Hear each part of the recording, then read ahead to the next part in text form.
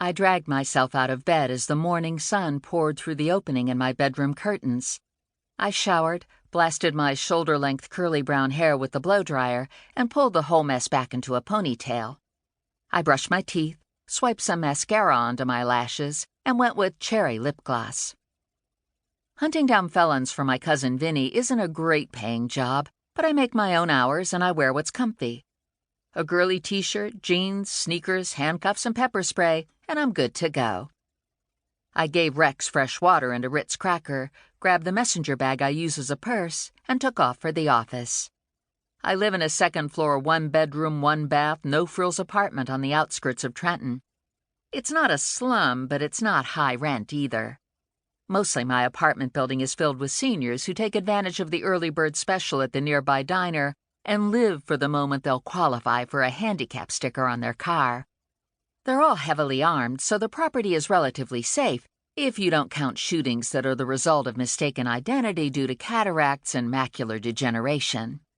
My apartment overlooks the parking lot, which is fine by me because I can peek out once in a while to see if anyone's stolen my car.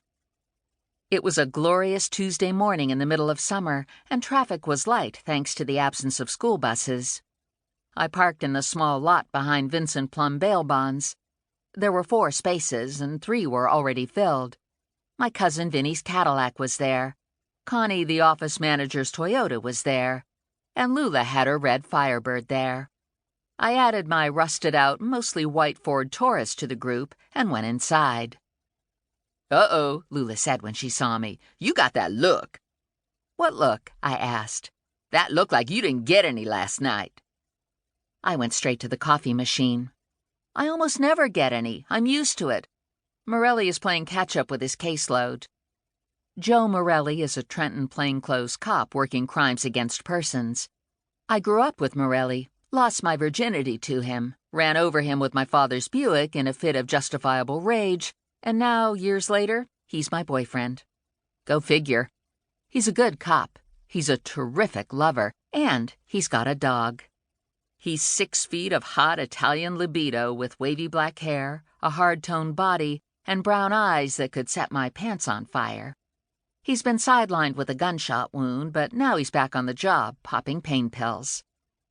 "So then how come you got that look this morning like you need at least 3 donuts?" Lula asked. "Ranger came by last night."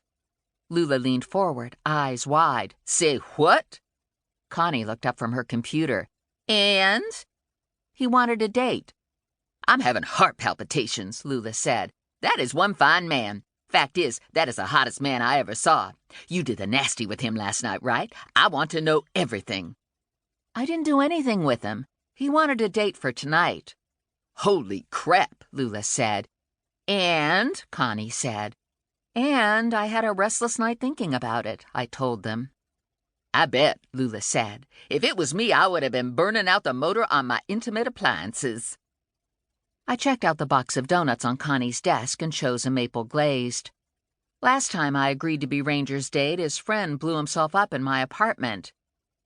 "Yeah, but Ranger brought in a cleaning crew to get the brains and guts off the walls," Lula said. "That was real thoughtful." "What's new?" I asked Connie. "Anything good come in for me?" "I don't get paid a salary. I make my money by retrieving felons for Vinny. When someone is accused of a crime, they can sit in jail until trial, or they can give the court a bucket load of money as a guarantee they'll return. If they don't have the money, they go to my cousin and he puts up a bond for a fee. If the bondee doesn't show for court, the court keeps Vinny's money. This doesn't make Vinny happy, so he sends me out to find the guy and drag him back to jail. Then I get a percentage of the money Vinny gets back from the court.